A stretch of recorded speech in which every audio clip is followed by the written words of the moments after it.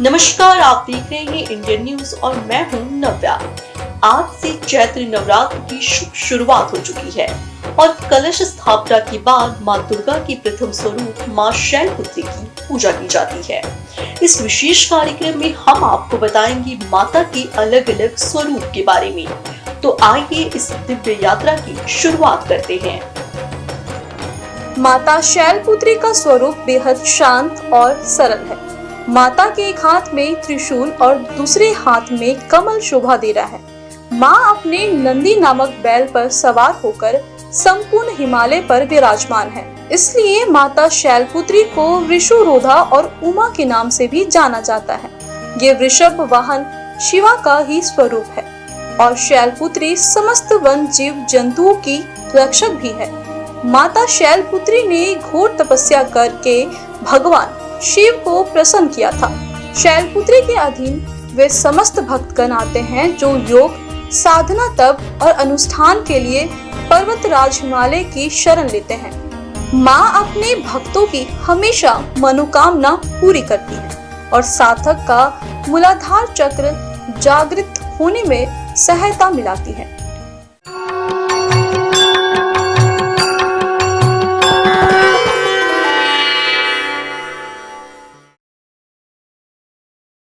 बेहद शांत और सरल माता शैलपुत्री का पूर्व जन्म किस रूप में हुआ था और कैसे कहलाई वो शैलपुत्री, आइए हम आपको बताते हैं। माता के जन्म से जुड़ी पौराणिक कथा। माता शैलपुत्री से जुड़ी एक कहानी का उल्लेख यहाँ करना आवश्यक है।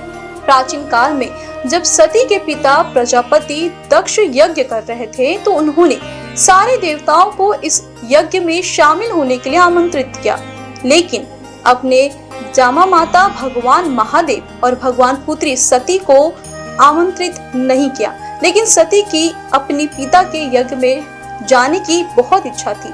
उनकी व्यग्रता देख शंकर जी ने कहा कि संभवतः प्रजापति दक्ष हमसे रुष्ट हैं, इसलिए उन्होंने हमें आमंत्रित नहीं किया होगा। शंकर जी के इस वचन से सती संतुष्ट नहीं हुई और जाने के लिए अड़ गई।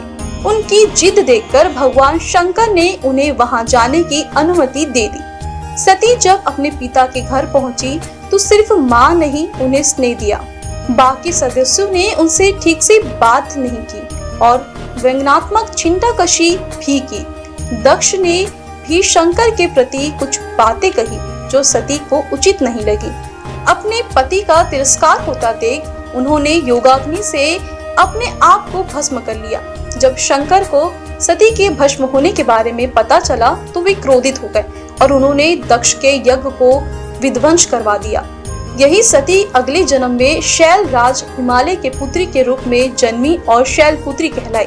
शैलपुत्री का विवाह भी भगवान शंकर से हुआ और वे फिर से उनकी पत्नी बन गई।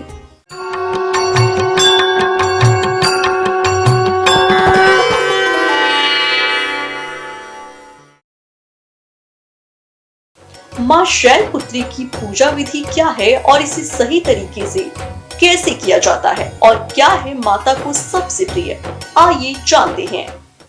नवरात्रि के पहले दिन मां शैलपुत्री की पूजा करने के लिए सबसे पहले स्नान करें, साफ वस्त्र पहने, पूजा स्थल को पवित्र करें, माता की मूर्ति या तस्वीर स्थापित करें और फिर मंत्रों का जाप, आरती और भोग लगाएं। चौकी पर लाल वस्त्र बिछाकर मां शैलपुत्री की मूर्ति या तस्वीर स्थापित करें। पूजा शुरू होने से पहले गणेश जी का ध्यान करें। लाल रंग का फूल लेकर माता शैलपुत्री का वाहन करें। अक्षत, सिंदूर, धूप, गंध, पुष्प चढ़ाएं। माता को अक्षत, सिंदूर, धूप, गंध, पुष्प आदि अर्पित करें। पर्वतराज हिमालय की पुत्री होने के कारण माता की पूजा और भोग में सफेद चीजों का ज्यादा प्रयोग करें। माता को सफेद फूल और सफेद वस्त्र ही अर्पित करें। इसके साथ ही माता को सफेद मिष्ठान भी भोग लगाएं। माता शैलपुत्री की पूजा करने से कुंवारी कन्याओं को सुयोग्य वर की प्राप्ति होती है और घर में धन धान्य की कमी नहीं होती। माता के स्वरूप को जीवन में स्थिरता और दृढ़ता का प्रतीक माना जाता है। शैल का अर्थ होता है पत्थर और पत्थर को सदैव अडिग माना जाता है।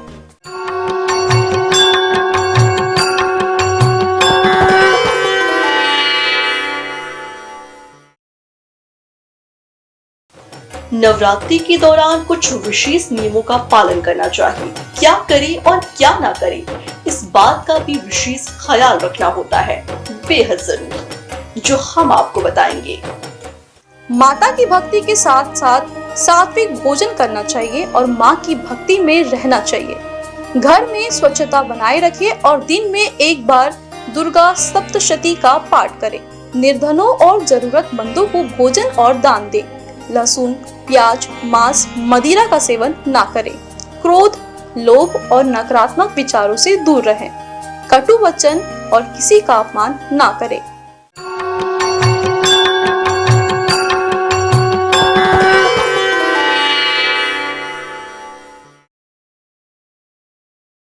माता की भक्ति में इतनी शक्ति होती है कि हर कष्ट दूर हो जाता है। माँ शैलपुत्री की पूजा करने से भक्तों को कौन कौन से लाभ प्राप्त होते हैं, आइए जानते हैं। माँ शैलपुत्री की आराधना से मन को शांति मिलती है और नकारात्मक विचार दूर होते हैं। व्यक्ति के आत्मविश्वास और धैर्य में वृद्धि होती है। घर में धन, वैभव और सुख शांति बनी रहती है। माँ को घी का भोग अर्पित करने से शरीर को निरोगता और उत्तम स्वास्थ्य प्राप्त होता है। दाम्पत्य जीवन में प्रेम, सौहार्द और समझ बढ़ती है, जिससे रिश्ते मजबूत होते हैं। माँ की पूजा से घर और वातावरण में सकारात्मक ऊर्जा बनी रहती है। नकारात्मक शक्तियाँ दूर होती है।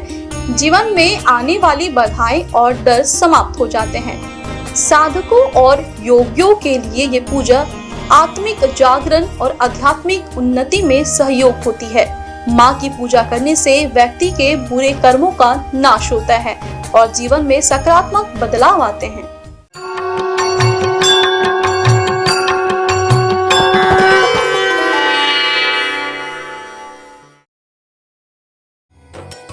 कहा जाता है कि मंत्रों में इतनी शक्ति होती है जो हर नकारात्मकता को दूर करती है। माँ शैलपुत्री की पूजा के दौरान उनके विशेष मंत्र का जाप करना बहुत लाभकारी माना जाता है। हम आपको माता के कुछ विशेष मंत्र के बारे में बताते हैं। मंत्रों का जाप करते समय मन को एकाग्र करना बहुत जरूरी है। मंत्रों के जाप से मन शांत होता है और माँ शैलपुत्री की कृपा प्राप्त होती है।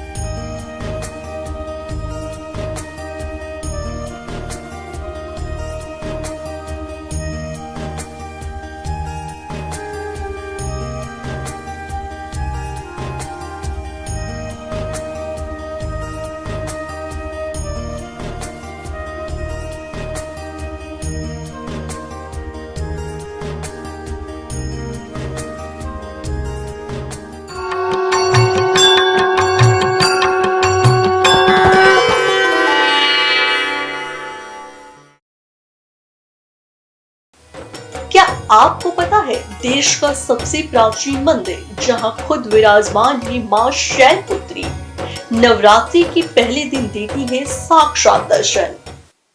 माँ करती है भक्तों की हर मुराद पूरी।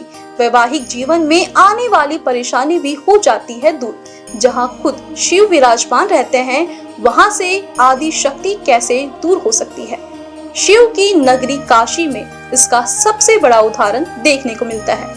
बनारस में एक ऐसा मंदिर है जहाँ खुद माँ शैलपुत्री विराजमान है और शारदीय व चैत्र मास नवरात्र के पहले दिन भक्तों को साक्षात दर्शन देती है।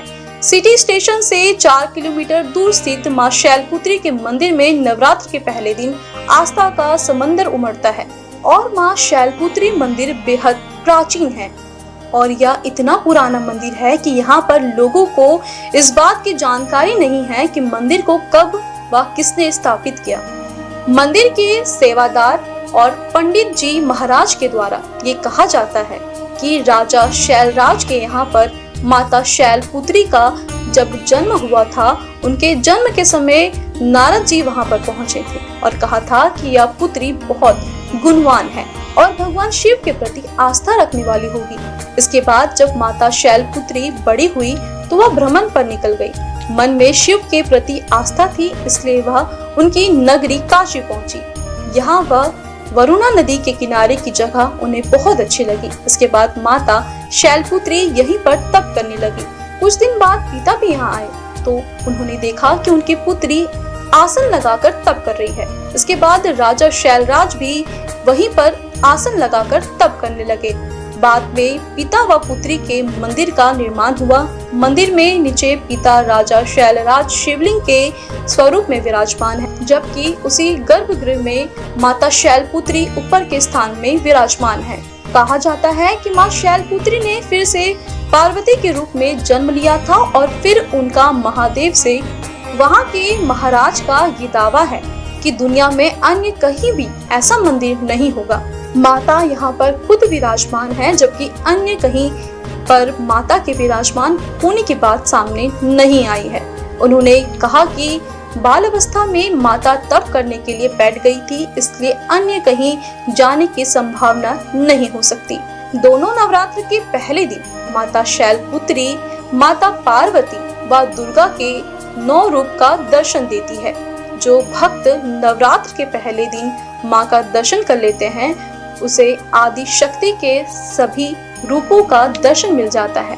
माता के दर्शन के लिए दूर दराज से लोग आते हैं और कई किलोमीटर लंबी लाइन लगती है। माता को भक्त लाल फूल, चुनरी व नारियल का प्रसाद चढ़ाते हैं। सुहागिन यहाँ पर सुहाग के समान भी चढ़ाती है। धार्मिक मान्यताओं की माने तो किसी के दाम्पत्य जीवन में परेशानी हो तो यहाँ पर दर्शन करने से उसकी सारी परेशानी दूर हो जाती है।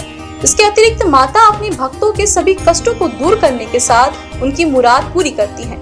माता शैलपुत्री का वाहन वृषभ है और माता के दाएं हाथ में त्रिशूल व बाएं हाथ में कमल रहता है।